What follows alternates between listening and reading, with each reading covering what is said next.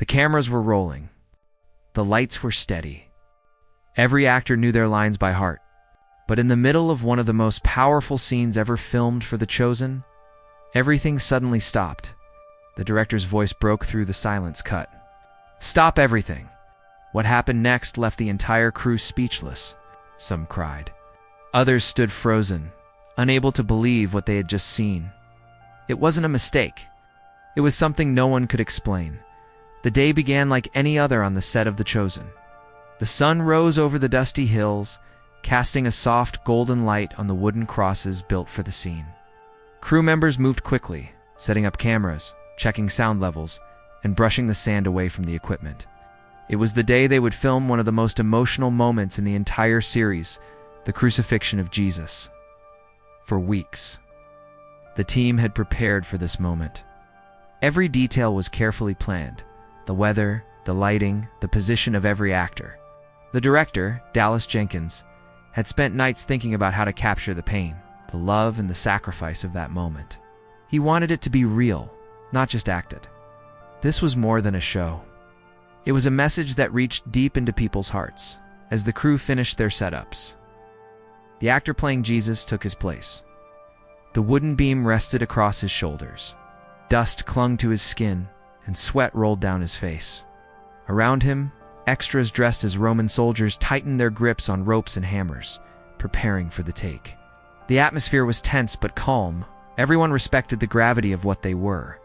About to film, Jenkins stood behind the camera, silent, his eyes focused on the monitor. He whispered something to the cinematographer, who nodded and signaled the crew. The assistant director raised the clapperboard. Scene 42, take 1. Action. The sound of footsteps echoed through the set. The air was still. Even though it was only a reenactment, something about it felt deeply real. The camera captured every tremble, every breath, every moment of pain. The actor didn't just perform, he lived the emotion. As the cross was lifted and the camera slowly moved closer, the energy on set began to shift. Some of the crew later said they could feel it, like the air had grown heavier, like something sacred had entered the space. No one spoke. Even the birds nearby seemed to go silent. And then, something happened that no one could explain. The director froze, his eyes locked on the monitor. His expression changed from focused to stunned. A few seconds passed, but it felt like an eternity. Then came his voice, shaky, almost whispering, yet full of command. Cut. Stop. Stop everything. Everyone looked around, confused. The actors paused mid-motion. The crew dropped their tools. Silence filled the air. Something had happened. Something powerful. Something beyond filmmaking. The silence on set felt unreal. The kind of silence that almost has a sound of its own. Everyone stood still, waiting for the director to speak again. But he didn't. His eyes stayed glued to the monitor, his hand frozen in midair. As if he was afraid that moving would break whatever had just happened. The actor on the cross, still in position, looked around slowly, unsure if he had done something wrong. But no one said a word. The extras who played Roman soldiers lowered their props, their expressions turning from focus to confusion. Something had changed, and everyone could feel it. It wasn't just an interruption. It was a moment that felt alive. Then, quietly, one of the sound crew whispered, "Do you feel that?" A few others nodded. Goosebumps spread across their arms. The air was thick, almost heavy, but not in a bad way. It was peaceful, powerful, overwhelming all at once. The director finally stepped forward, removing his headset slowly. His voice, when it came, wasn't angry or frustrated. It was soft, uncertain, like someone trying to describe a dream they hadn't fully woken up from. "I don't know what that was," he said, eyes wide, "but I've never seen anything like this before." Everyone on set turned toward the monitor to replay what had been captured. But when they watched the footage, something felt off, not in quality, but in emotion. The camera had caught something beyond performance. The actor's expression wasn't acting anymore. It was raw, almost spiritual. There was a depth in his eyes that no one could explain. It was as if the pain, the sacrifice, the entire meaning of the crucifixion had come alive through him. The director ran a hand through his hair and looked around at his team. Some were teary-eyed. Others simply stared, speechless. Even the assistant director, usually calm and professional, wiped his face with the back of his sleeve. Nobody dared to speak louder than a whisper. What they had witnessed wasn't a mistake. It wasn't a technical error or a sudden change in light. It was something that seemed to transcend filmmaking, something that reminded them why The Chosen existed in the first place. And while no one could describe exactly what they saw, everyone agreed on one thing. That moment didn't belong to the camera. It belonged to something greater. Dallas Jenkins stood still, surrounded by silence that didn't feel empty, felt charged. He looked at the actor on the cross, then back at the monitor. His heart was pounding, not from panic, but from something he couldn't name. He'd directed hundreds of scenes before he knew when a performance was good, when it was great, and when it was perfect. But this was something beyond perfect. It was alive. For a moment, he didn't speak. The crew waited, watching him, unsure if they should reset or hold their positions. The camera's red light flickered off, but the feeling in the air stayed. Dallas finally exhaled, long and shaky, as if he'd been holding his breath for minutes. He turned to his team and whispered, "Did you feel that?" No one answered right away. A few nodded. One of the lighting assistants muttered, "It felt real." "Like it wasn't acting," Dallas nodded, his eyes glassy. "That's exactly it," he said softly. "It didn't feel like acting." He stepped closer to the set, his shoes crunching against the gravel. The actor was still on the cross, breathing heavily, his body trembling not from exhaustion, but from something deeper. When their eyes met, neither spoke. They didn't need to. Something sacred had just passed between them. Dallas took off his headset and placed it gently on the ground. His voice was quiet but full of awe. "I've never seen anything like this," he said. "Not in any project I've ever worked on. It's like, for a moment, we weren't filming. We were witnessing." The script supervisor looked down at her notepad, her hands shaking slightly. The makeup artist had tears streaming down her face, mascara staining her cheeks.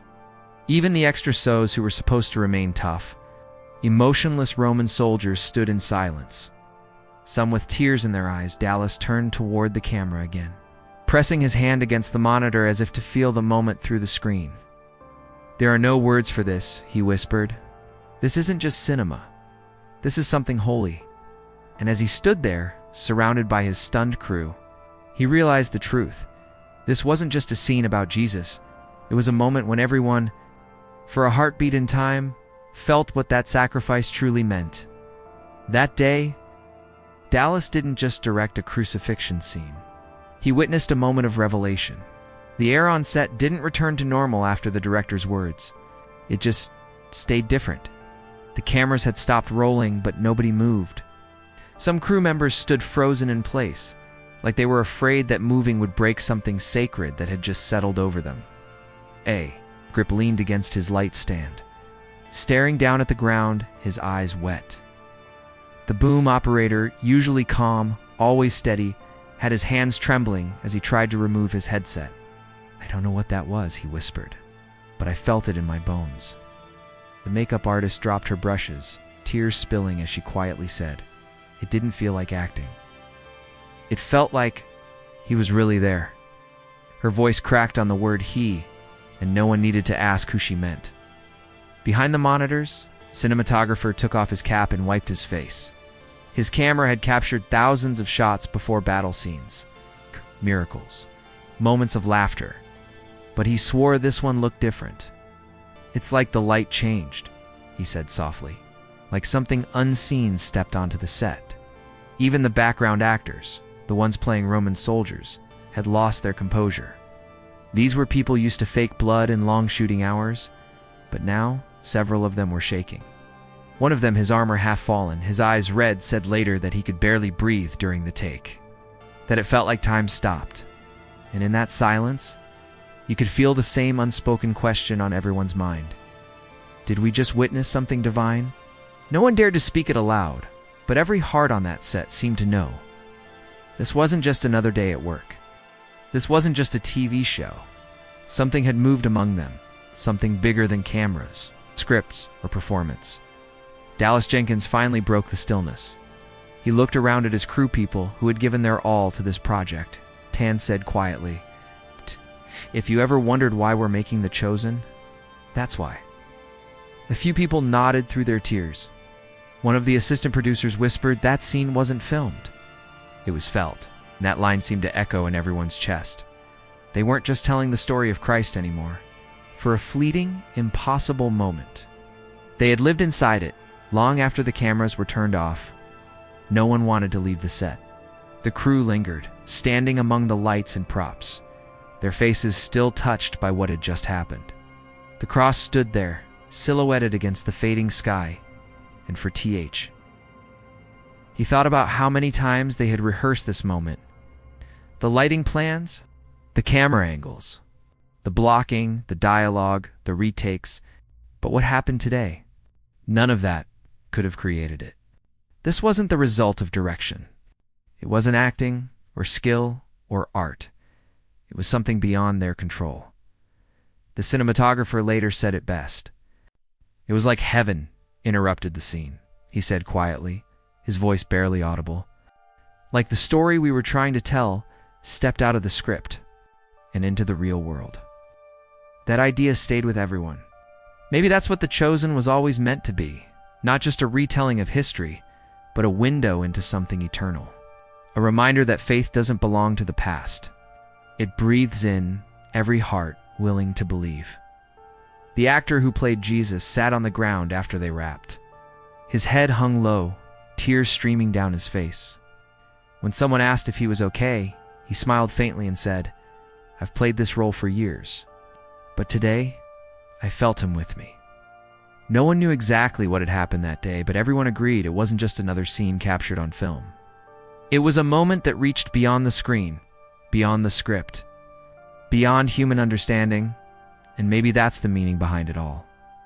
Sometimes when we tell a story about faith, the story starts telling us. The set was quiet again, as the sun dipped behind the hills, the sky turning gold and violet. The crew packed up slowly, reverently, like they were leaving a sacred place. Because, in a way, they were. As the last light of day faded, the set slowly emptied.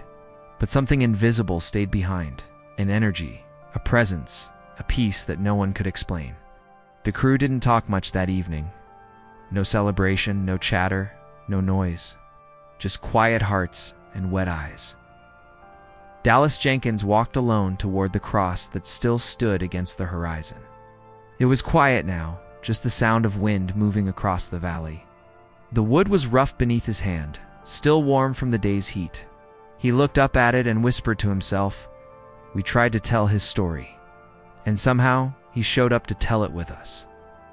That night, when the footage was reviewed in the editing room, no one could fully describe what they saw. The lighting, the angle, the performance, everything looked perfect. Yet none of that explained what they felt. The screen couldn't contain the power of that moment. It wasn't cinematic beauty, it was something sacred, something alive. Word spread quietly through the team. Some said it was divine intervention. Others said it was a once-in-a-lifetime performance. But deep down, everyone knew it was more than that. They had filmed many scenes before, but never one that felt so real, so untouchable. And in that realization, something changed for everyone involved. For the actors, it wasn't just art anymore. For the crew, it wasn't just production. For Dallas, it wasn't just direction. It was worship the next day, when filming resumed. People moved differently, slower, gentler, aware that they were standing on holy ground. It wasn't just a show about faith anymore. It had become faith in motion. The crucifixion scene was completed days later, but no one ever forgot that moment when time seemed to stand still, when heaven touched earth. Not through miracles on screen, but through hearts that believed behind the camera. Sometimes, you don't need special effects to show something divine. Sometimes all it takes is silence, faith, and a moment that refuses to be explained. The world sees it as a show. But for those who were there that day, The Chosen became something far greater.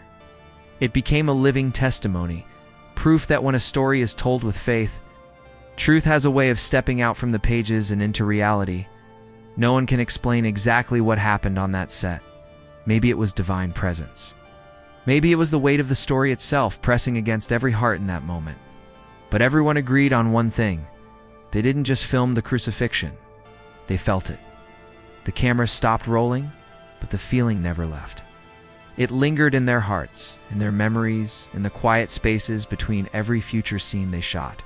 It became a reminder that storytelling can be sacred, that sometimes the act of creation becomes an act of worship. Dallas Jenkins later said in an interview, "We try to tell his story, but sometimes his story tells us," and that one sentence captured everything that happened that day. Because what they witnessed wasn't just filmmaking. It was faith made visible.